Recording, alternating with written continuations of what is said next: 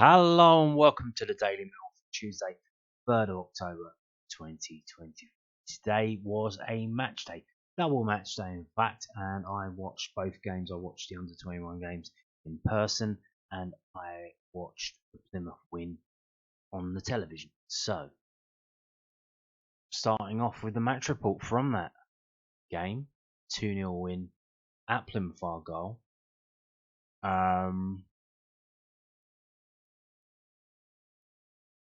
It was an away game. We do play better in away games. But they did play very well. One thing I would say is Wes Harding was very good today. He was very good when he came on for Sean Hutchinson when he got injured away at Birmingham. Which begs the question, why hasn't he been playing so far?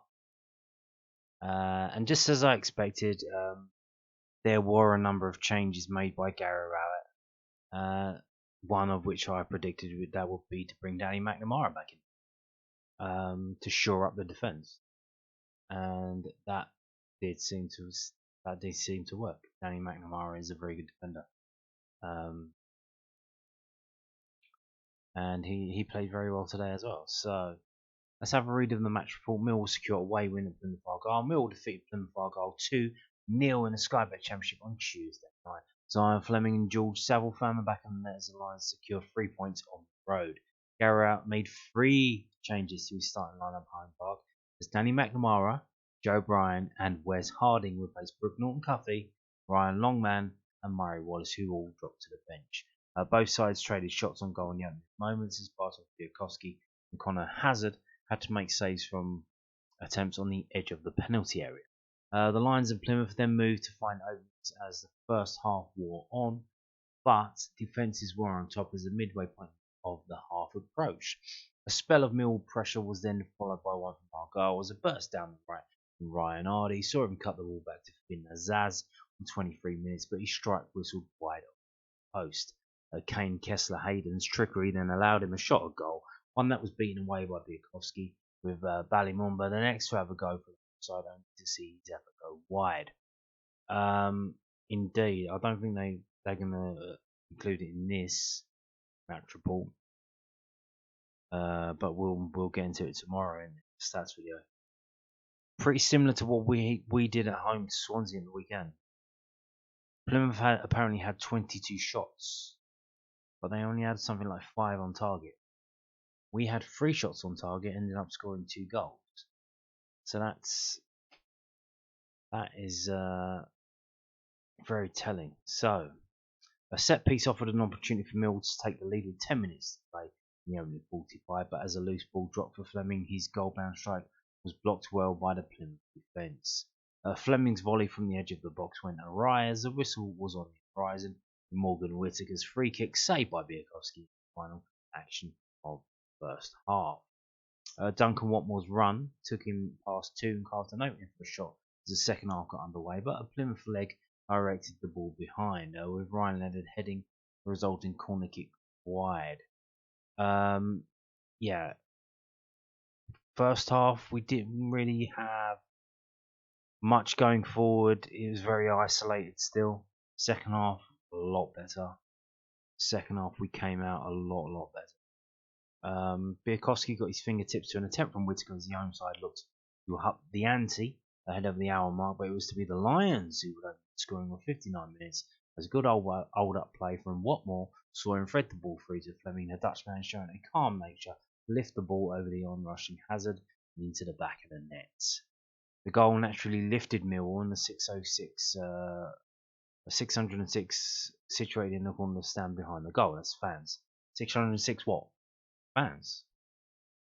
That's the away fans. And some determination from the goal scorer and Watmore almost set up Given Nisbet for a run on goal 5 minutes later, but his touch was heavy and rolled into the arms of Hazard.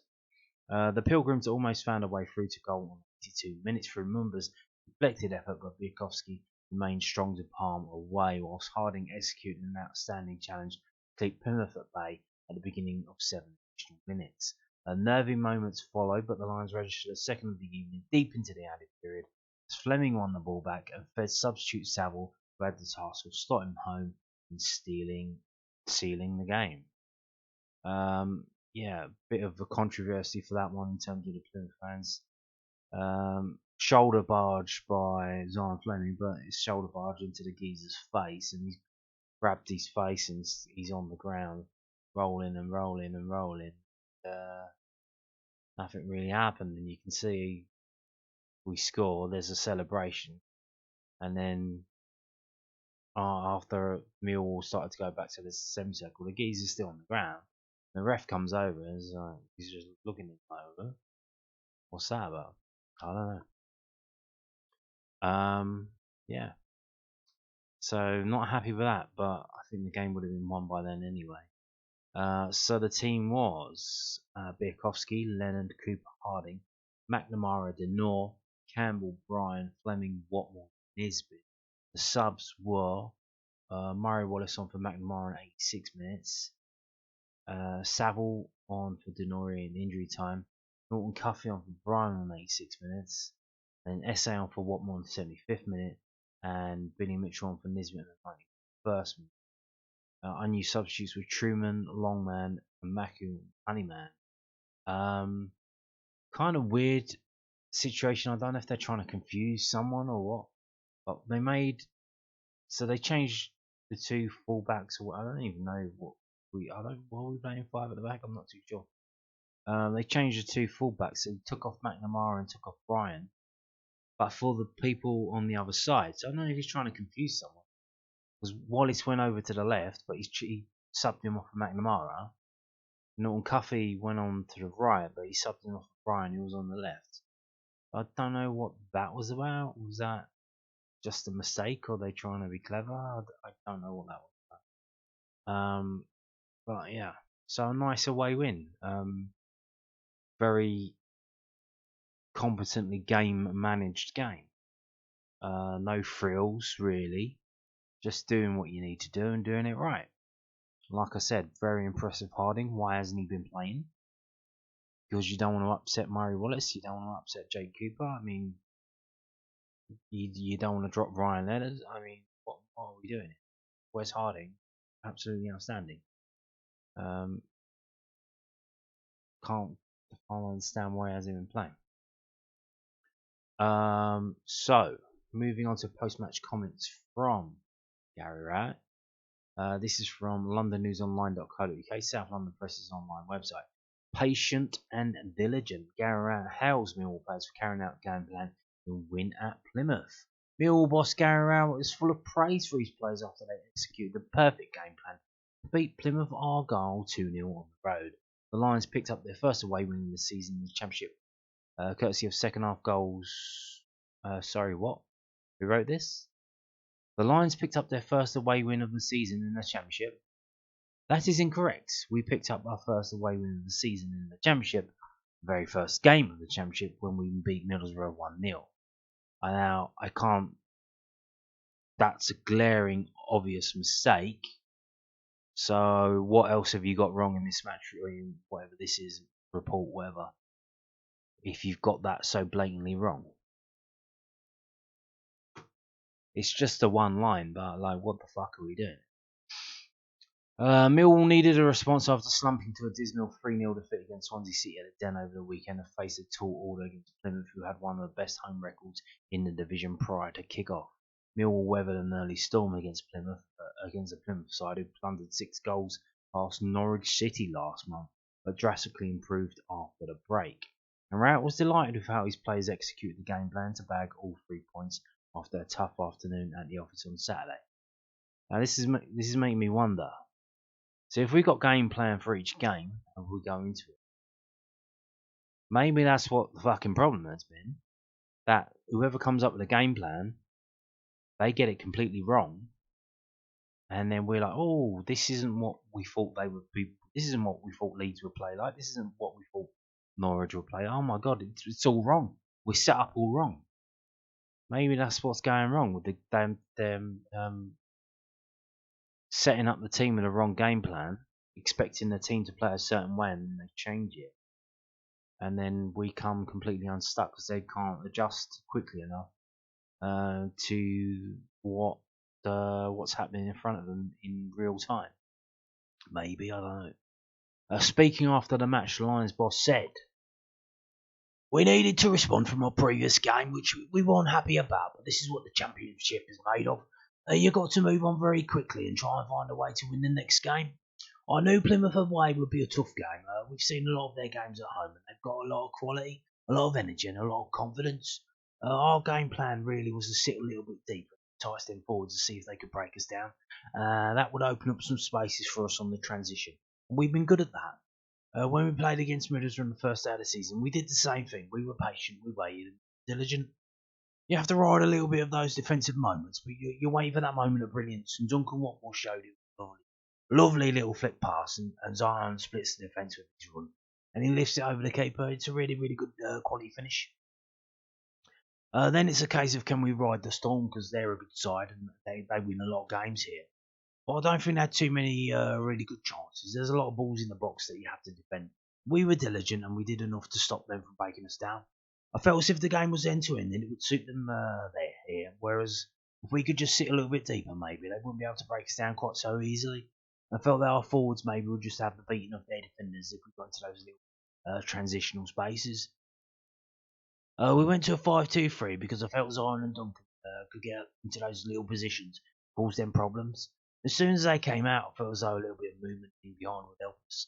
And that was a definite plan for us, and it worked really, really well. The players carried out that fantastically. After Fleming had broken a deadlock in start after being teed up by the relentless Duncan Watmore, Saville sealed the points with a sweet curling finish in the 97th minute after coming off the bench, and Rowett was hopeful that moment would soften the man's trip back to the capital for the 606 travelling Millwall fans who he commended after the match. Oh, here we go. Here we go. He added, "It's always nice to get that second one as the away side because you know the game is over then. It's a lovely finish. He just curled it away from the keeper, and that was a big moment when he nestled in the back of the net. It was a big moment for our fans because plenty of them came down. And it's a bloody long way to go, and it's a long way to come for nothing. So hopefully that makes them feel a little bit better going home." Gary Rowett talking about the fans after the win, after the win, talking nice words about the fans. Well, that was a long trip to go to midweek. There's one coming up that isn't so far, and the tickets go on sale soon. This is from millwallfc.co.uk. Tickets for Watford versus Millwall, always a sellout, always very highly sought after ticket is a trip to Watford. I don't know why. It's not the best of places to go to, is it? Millwall travel to Watford in the Sky Bet Championship on Saturday, the 28th of October. Kick off at 3 p.m. and tickets will go on sale to season ticket holders with 580 or more loyalty points from 9:30 a.m. on Wednesday, the 4th of October. So that is today, tomorrow, probably today by the time you're watching this. And then it goes on Thursday, those who have 550. And then on Friday, it goes to season ticket holders who have 540 or less. And then, so you've got, if you're a season ticket holder of any note, you have Friday, Saturday, and Sunday to get your ticket to Watford. It'll probably sell out by then, to be honest, because we now have 9,000 season ticket holders. If there are any season ticket, if there are any tickets remaining, well, I haven't mentioned how many have we got. Well, we'll find out at the end of the story, I imagine. Any remaining tickets will go on sale to members with 180 or more loyalty points on Monday the 9th. And I'm pretty sure they'll be stacked up by then, but if they're not, on Tuesday the 10th, it goes to members who have 110 or more. And if by some miracle it gets to Wednesday the 11th of October, if you're a member and you have less than 100 points, you can buy a ticket from then, but I doubt it's going to get that far. So how many have we got? We have an allocation, not an initial allocation, just an allocation of 2,102. Almost certainly, I would say that will be gone. I reckon that's going to sell out by the Saturday, probably. Probably after the game. If season ticket holders are going to the game, they might buy a ticket for the whole game in person. I think that'll knock it out. So probably on Saturday night they'll be gone. To be honest with you, so. But we'll see. You never know. You never know. And they're putting a coach on, but they're only going to put it on if they sell enough tickets. Now, the game is on a Saturday. I don't know if there's a train strike Saturday 28th, so it might not be the stupidest idea to get a coach from the Den to Watford, but it leaves the Den at 10:30 a.m. for 3 o'clock kickoff. I don't know why that's. They do know Watford's just outside London. Now, the other game of the day, absolutely outstanding. The first game of the season that the Millwall public could go and watch at home, and it was the under-21s, and they didn't win the game. It was a draw, but I mean they were absolutely outstanding. It looked like the game was going to head for a defeat, and I was like, this is what we want the first team to do, to play like this, and even if they lose, that's fine, because of the way they played was absolutely outstanding. So Millwall under-21s drew 2-2 with Queen's Park Rangers in the Professional Development League at the Den on Tuesday afternoon. The Lions had Alfie Massey sent off in the first half after like 16 minutes, and then they fell behind. But Tom Leahy's goal 12 minutes from time looked to have secured Kevin Nugent's side a point to 1-1. Oh, no. However, QPR put themselves in the lead just 2 minutes after that. And you're thinking, oh no. But when it seems as though the Lions were slipped to a first loss of the campaign, Nino Adam Malakai's bolt from the Blues secured a point. He absolutely levered it from 25 yards. Bang. But what impressed me, the team was George Evans, Walker, Adam Malachi, Ollie Evans, Grant, McKay, Massey, Cotton, Leahy, and Bangora Williams. Subs were Stevenson, Penny, Baker, Odgerman, Howland. And I think all of the subs got on except for Penny. Because Kamal Grant went off with concussion substitute, so I think they took him off. Or I think it was Stevenson, and then they were allowed to do other subs as well. So yeah, not only that, they don't even mention it that Kamal Grant he went up for a header trying to score and headbutted the back of the QPR player's head. He tried to carry on, but I mean, it wasn't happening for him. Next up for Millwall under-21s is an away fixture against Charlton Fleck on Monday the 16th of October, which is set to be played at Prince's Park as we stand. Whether that could change, obviously these games do change quite frequently and quite late. So it's going to be played at Dartford FC, so you should be able to go to that one. But yeah, so not only that, so obviously they have the players sent off. They kind of just make do until half time. And in half time, I don't know what Nugent said to it. He's obviously had them drilled and planned. I don't know if they practice for this, if a player gets sent off, how they're going to line up. But they play a kind of 4-4-1. But everyone's kind of fluid. If someone goes forward, someone drops back, and they move around and they shift. And they were all going everywhere. And shout out to George Walker. They're playing a right wing back or right back, and he's moving into the middle. And shout out to Tom Lee as well. He's playing that kind of like left wing back. All moving everywhere. Adam Marque playing in the middle. Just incredible stuff. Like well drilled, well oiled. Knew what they had to do. Just a well coached team, and absolutely outstanding stuff from them. It really was a joy to watch. And they never give up. They never get up, and they end up getting the draw, which is absolutely incredible. And what that does is, you can see here, so they were playing QPR, who were up there with them. They're still the leaders. That keeps they are the top team. They've scored more goals than Millwall. Swansea have scored more goals than Millwall as well, in this division, in the South Division. But you can see Millwall are unbeaten. They haven't lost a game yet this season out of 7. 1-4, drawn 3. So yeah, good stuff. Absolutely good stuff from Millwall. Carrying on, despite a lot of players going out on loan. If you've seen the loan watch videos we do, you've seen how many different players are out on loan. And the under 18 players from last year's under 18s now stepping up and trying to push in and play their part in the under 21s this season. So just carrying on with the whatever they're doing there, the ethos, the spirit, the way they're drilling the players and training them. It's just really good to watch, really good to see. Just want to see some of that in the first team as well, which we kind of did today. As it said, they were patient and diligent. They had a game plan, and that's just kind of, is that what's going wrong if they're coming up with the wrong game plan and teams kind of surprise us? Because if we have a game plan to play a certain way against a certain type of team that plays a certain way, and then they decide to turn up to Millwall and say, we're going to do something different today, then that's kind of screws our game plan up. So maybe it's that, what's going on, I don't know.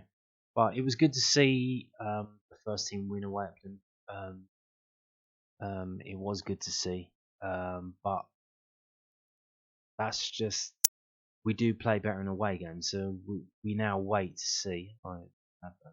We now wait to see this game on Saturday against Hull. What happens now? If we get another decent performance or a decent result, then we may have turned a corner. If we don't, and it goes back to the inconsistency is the only consistency that we have, and it's another shit game after playing alright and getting a win, then it's just going to keep repeating itself, isn't it? So anyway, there you go. And on that note, thank you for watching and goodbye.